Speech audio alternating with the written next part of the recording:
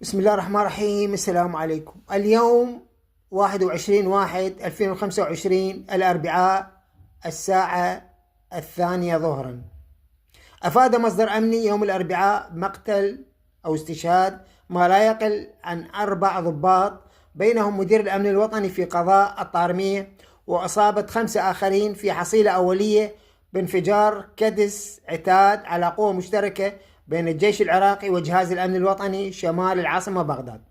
وقال المصدر أن قوة مشتركة بين الجيش العراقي وجهاز الأمن الوطني كانت تنفذ عملية أمنية في قضاء الطارمية بعد ورود معلومات تفيد بوجود عناصر داعش وكدس عتاد في المنطقة.